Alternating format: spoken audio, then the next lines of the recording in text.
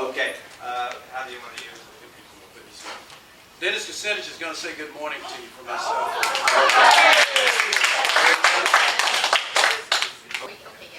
Are called upon to be courageous and to be compassionate at the same time. Yesterday, Congress unfortunately voted to keep the war going.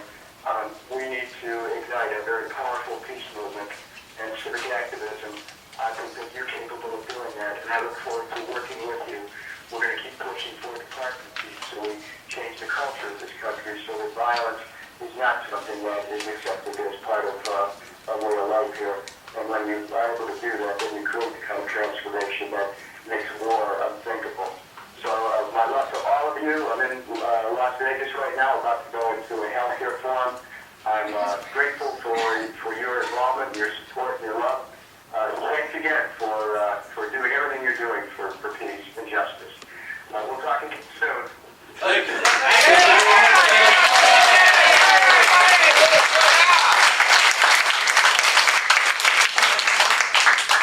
Well, that was a nice surprise. Glad I'm not the next speaker and has to talk Dennis Kucinich. Anyway, all I have to do is give this to Linda here, but I want you to be sure that you appreciate how much she's done.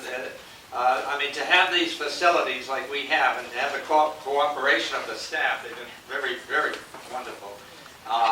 And this is all due to her privilege as a staff person. The food and the rest of it, the coalition is handling. So that's a great asset for us, and we really appreciate it. And I want you to introduce our keynote speaker. Thank you.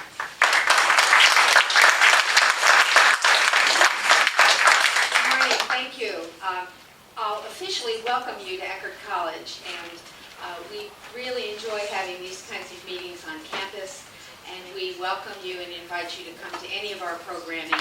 Most of it's open to the public and free. We have film series. We have all sorts of things. I'm not going to advertise. Go to the webpage. But you're very welcome. Very welcome. We're in for a real treat now, and I'm very privileged to introduce our next speaker, Reverend Charles Mckenzie, who's going to give us his reflections on the 40th anniversary of Dr. Martin Luther King's anti-war speech. Reverend Mckenzie, just one more minute.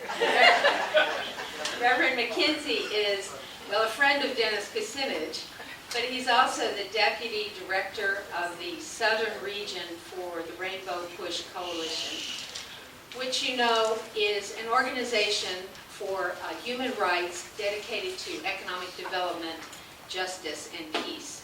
He's also the Florida coordinator for Rainbow Push organization.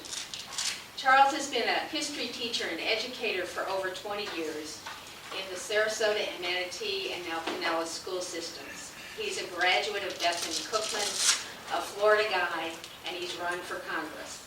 He brings us this morning the wisdom of a life lived committed to peace and justice.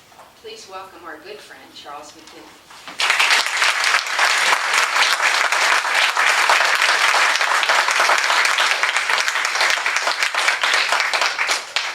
Thank you very much, Linda. I was delighted to discover that Linda is introducing me. And after Dennis called and Linda introduced me, I feel like I'm really moving up in the world. I am acquainted with Dennis Kucinich because of the tireless efforts of Ed Hemp and his wife Adrian and the institute that they put together this summer. We went to visit him in Orlando, and as I often do when I'm with the big shots, I'll go directly to them and ask them for their cell phone numbers. And Dennis didn't know any better than to give me his. And I indicated to him at that point, if you give it to me, I'm going to call you. And so I called him this morning and told him about this peace conference. And I want you to know that he must have been real excited because I've called him before and I think he returned it once. And I called him subsequent to that and he hasn't returned it in a timely fashion. But this was one of the fastest return calls that I got from Dennis Kucinich. So he believes very much in what you're doing. And I think it was very gracious of him to call. And and I'm delighted to be here with you this morning. And to Dr. Peter Duesberg, who got me involved in this whole process of peace. He and his wife, Annabelle, are two of the most wonderful people on the face of the planet.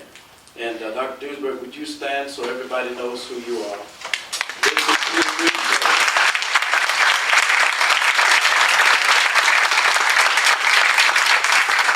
He is one of the most marvelous human beings that God ever placed on this planet. And he and his wife, Annabelle. How old is Annabelle now, Peter? 94. 94 years old. And if you've ever been in a setting with her, she gets up and does this peace chant, this cheer, that just sends chills down your spine. She's a wonderful lady, and they're two of the grandest and most senior standing peaceniks we have on the west coast of Florida. He's a true peacenik. She is the oldest peace cheerleader in the world, I guess. And, but peace is so simple that I'll give it to you. It's Oompa Oompa Sis Boom Ba, World Brotherhood, rah rah rah. So, and if you want to say it with me, sit. Wait, but you left half of it out. Okay, get on there with it. That's your son talking to her. All right, you got to imagine a 94-year-old woman doing this cheer. Oompa, oompa, sis, boomba, world brotherhood, rah, rah, rah. Make friends of enemies, yes indeed. Then peace will come and trade will grow. Yea, prosperity. That's for our Republican brothers to help them to see the wisdom of peacemaking. And then one of the things I remember that Annabelle said at the end of the cheer, so stop killing our customers. There we go. They're just wonderful people, and I'm delighted and feel very privileged to be among so many of you who have dedicated perhaps your entire lives to finding a nonviolent solution to the problems of this world. I've entitled this message, and I thank the coalition for inviting me to speak this morning. I sat and I worked on this message with great delight, and I hope that I'll say something today that will inspire, encourage, and challenge us to continue to be the purveyors of a brand new world that will inevitably come. A time to break silence again. Dr. Martin Luther King Jr. gave his now famous Riverside speech some 40 years ago today. He spoke to the nation and the world about his legitimate disquietude about the war in Vietnam. It was entitled, A Time to Break Silence. He broke his silence on that war after much turmoil and soul searching, because, as he said, his conscience left him no other choice. As a result of that Riverside speech, he was, and many of you may remember, vilified for taking such a strong and outspoken position against that war. And these are some of the words he spoke on that evening at the Riverside Church. I come to this magnificent house of worship tonight because my conscience leaves me no other choice. I join with you in this meeting because I am in deepest agreement with the aims and work of the organization which has brought us together, clergy and laymen concerned about Vietnam. The recent statement of your executive committee are the sentiments of my own heart, and I found myself in full accord when I read its opening lines. A time comes when silence is betrayal. That time has come for us in relation to Vietnam. The truth of these words is beyond doubt, but the mission to which they call us is a most difficult one. Even when pressed by the demands of inner truth, men do not easily assume the task of opposing their government's policy, especially in time of war. Nor does the human spirit move without great difficulty against the apathy of conformist thought within one's own bosom and in the surrounding world.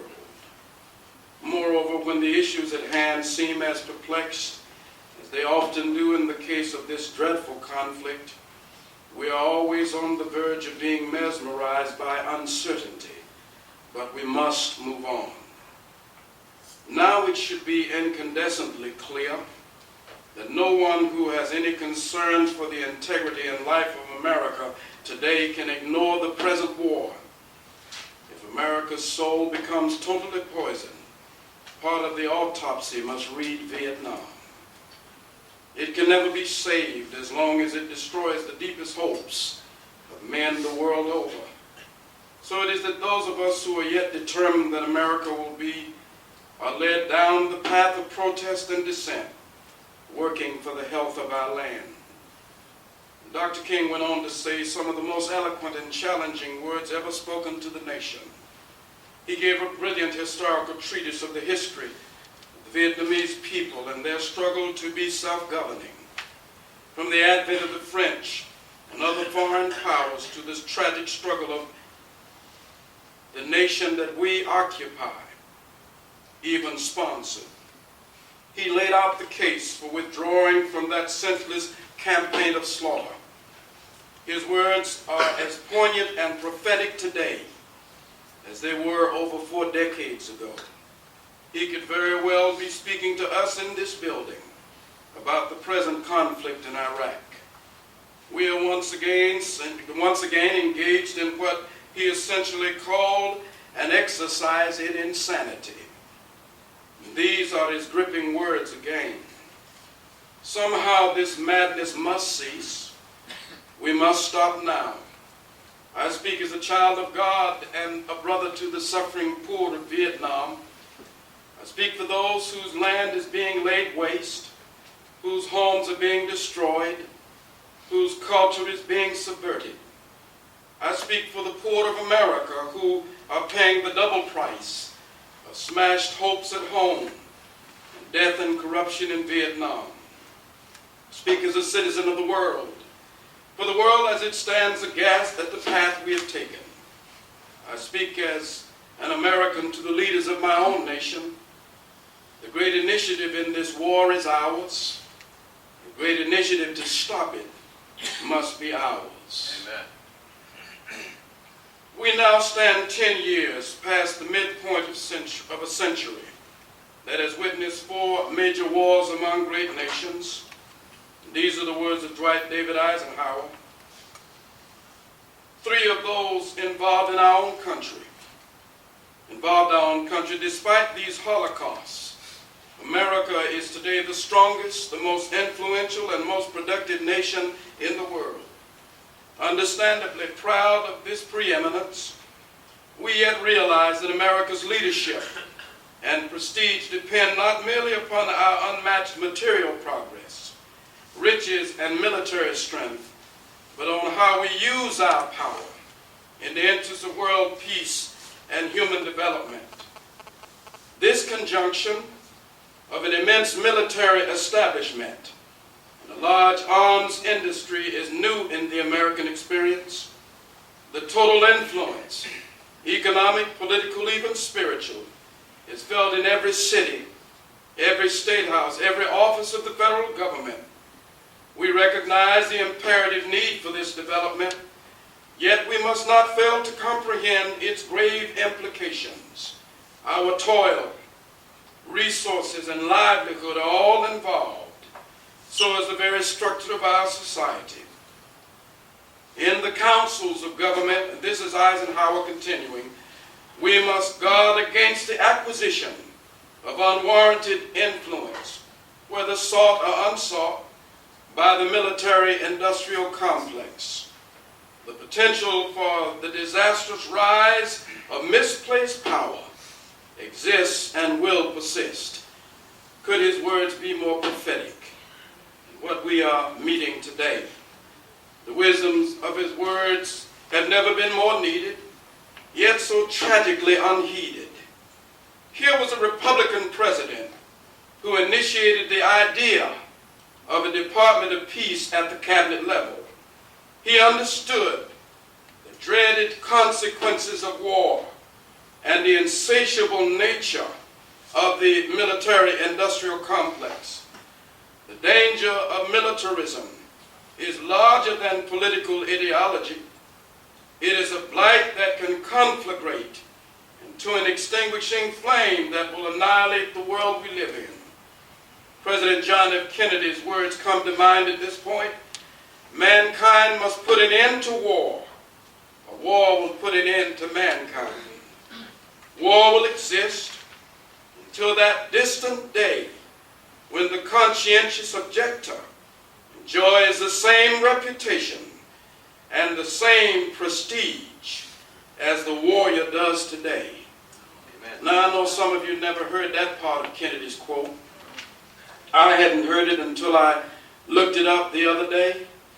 But isn't it something that a Republican and a Democrat, both caught in the clutches of nervous historical moments, the Cuban crisis with Kennedy, and Dwight Eisenhower having been the commander-in-chief of the largest amphibious assault in human history, comes to give his final parting address. And he says to America, we must beware of the leviathan of this growing military-industrial complex. And then Kennedy comes along and says, mankind must put an end to war, or war will put an end to mankind. And we who are gathered here today are conscientious objectors. We're gathered because we do not believe that war is the solution to anything. Even in the last World War, where it seems that the forces of good triumphed over evil, it has become more and more evident that steps could have been taken to avert even that conflict. The League of Nations was one vital step that our nation minimized. We refused to give it our prestige and the legitimacy that we would have brought to it. That was a tragic misjudgment on the part of our nation. When Mr. Hitler was on the rise in Germany, many steps could have been taken to check his power. When Haile Selassie warned the League of Nations and the world about the aggressive actions of Italy, her Axis allies, he was largely ignored. I am not convinced that we had to plunge into that abyss at the price of such unparalleled misery and destruction. 6 million Jews, 27 million Russians, a total estimate of 50 million people died in order for us to say we defeated Hitler's Nazi Germany. I think there were better alternatives. And on the 40th anniversary of Dr. King's speech at Riverside, I want to quote him by saying this: it is no longer the choice between violence and nonviolence. It is a choice between nonviolence and non-existence. That is where we are in the world today.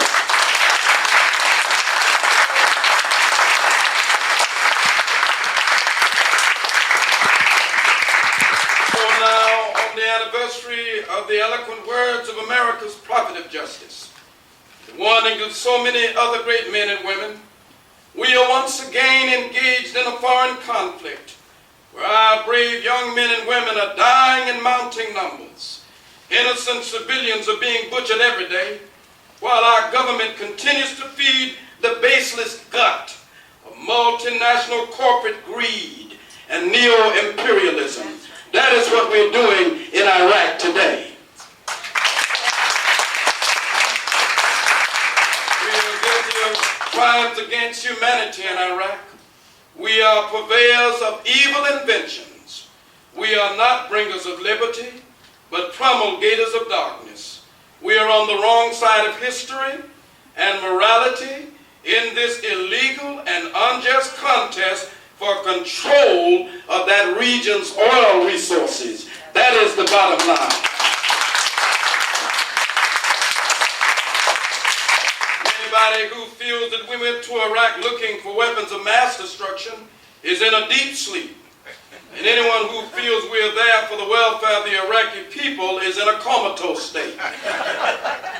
Many of us not see our own arrogance and treacherous deeds, because somehow we felt that God or the forces of the universe had chosen us to be judge, jury, and executing power in the affairs of the world.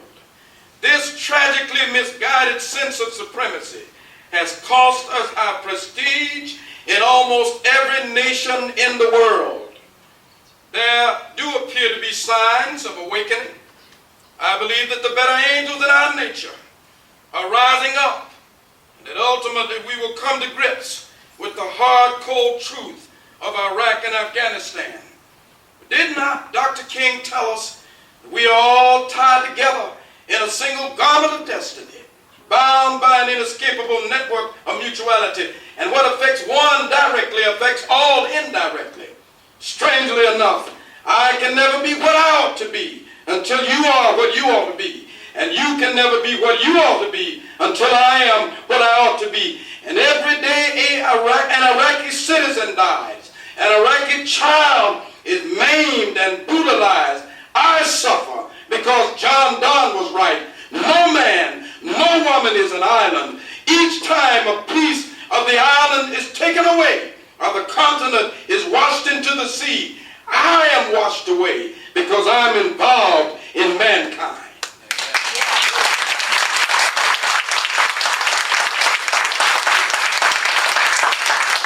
Somehow we must come to see the wisdom and warnings of men like Martin Luther King Jr. are more than just clever phrases with no universal application. We must come to see and embrace his words of truth that transcend time and space. And you know, Dr. King was not assassinated because he spoke out against the war in Vietnam. He was assassinated because he touched the sacred cow of the military-industrial complex in America. And he signed his own death warrant when he spoke those words against the war. It was larger than Vietnam. It is larger than Iraq. It is larger than Iran. It is larger than Afghanistan. And I believe that John Perkins has it right. This is about a corporatocracy that's tentacles reach around the globe. Their venom reaches into the countries, the third world nations of this planet, and zaps their resources and their energy and life from them in order to give 5% of the world's population 25% of the world's resources. It is a damnable and treacherous thing. It is morally wrong and sinful. Our battle is not just with military might. Our battle is with the tentacles of evil that sit on corporate boards across the nation and around the world.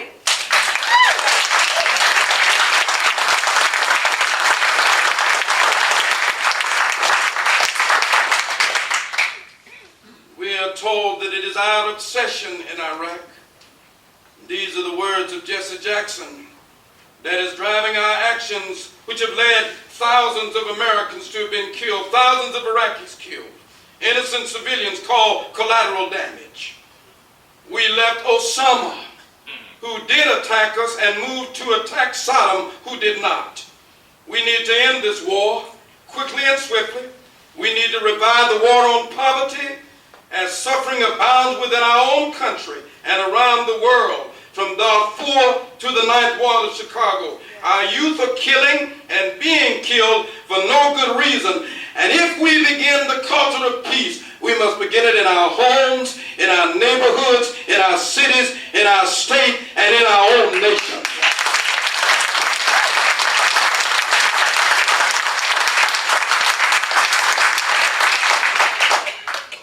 And I know that during the midterm elections we saw a shift. But those of us who have been purveyors of peace for a long time will not delude ourselves into thinking that those who eat political pottage will exchange that pottage in order to do what's right. We must be driven by a higher moral imperative. We must march to the sound of a different drummer. We must ceaselessly engage in a campaign of transforming the culture of violence in our nation into a culture of nonviolence all over the nation.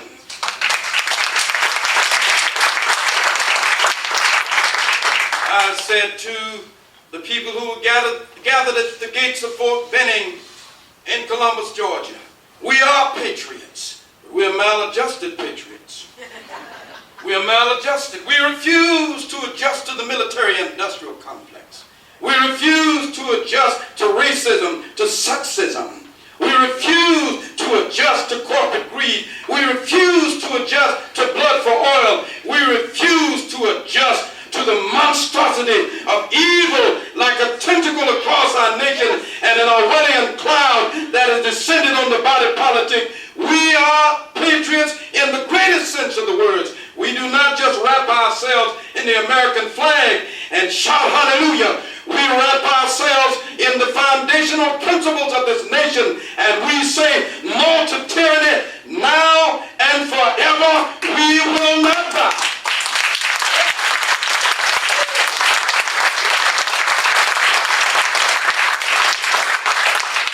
Paraphrase the words of William Lord Garrison. We must be as harsh as truth and as uncompromising as justice on this subject. We do not wish to think or speak or write with moderation. No, tell a man whose house is on fire to give a moderate alarm. Tell him to moderately rescue his wife from the hand of the ravisher. Tell the mother to gradually extricate her babe from the fire into which it is fallen. No, we do not use moderation. We will not use moderation in the cause of peace. We are in earnest. We will not equivocate. We will take no excuse. We will not retreat one single inch, and we will be heard.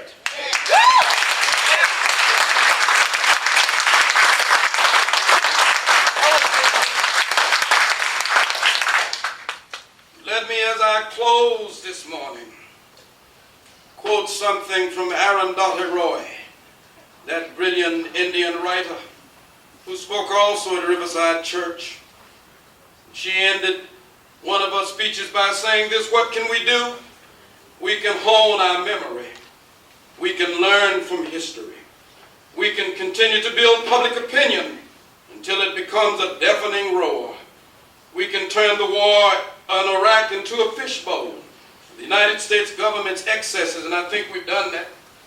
We can expose George Bush and Tony Blair and their allies for the cowardly baby killers, water poisoners, and pusillanimous long-distance bombers that they are. We can reinvent civil disobedience in a million different ways. In other words, we can come up with a million ways of becoming a collective pain in the ass.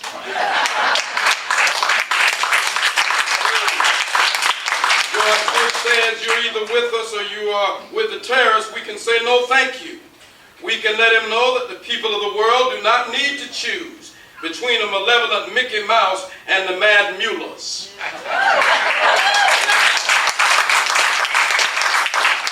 Our strategy should not be only to confront empire, but to lay siege to it, deprive it of oxygen, to shame it, to mock it with our art, our music, our literature, our stubbornness, our joy, our brilliance, our sheer relentlessness, and our ability to tell our own stories. Stories that are different from the ones we're being brainwashed to believe. The corporate revolution will collapse if we refuse to buy what they're selling. Their ideas, their version of history, their wars, their weapons, their notion of inevitability. Remember this: we be many and they be few. They need us more than we need them. Amen. Another world is not only possible, she is on her way. And on a quiet day, I can hear her breathing. St. Francis of Assisi spoke these words, and I know they're the sentiment of each heart in here this morning. We are on the right side of history.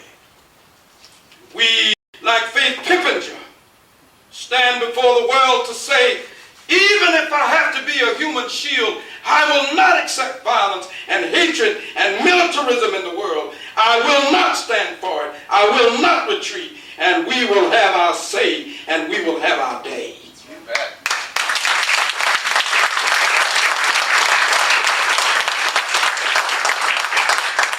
Lord, make me an instrument of thy peace.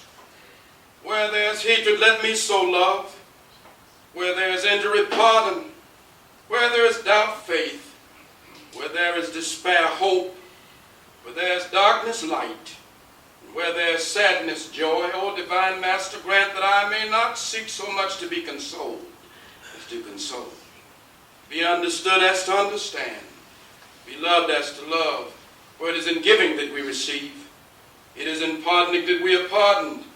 And it is in dying that we are born to eternal life. On the 40th anniversary of Dr. King's Riverside speech, I urge all of us to continue to sound the bell, to continue to march the cadence of a different drummer.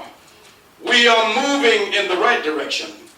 We will have the final say, because darkness will not prevail, and the Orwellian cloud of lies and deceit that have descended on our nation will be blown away. It will be driven out of existence, because those of us who believe in peace will continue to march and move until peace is not only a cry, but the order of our existence.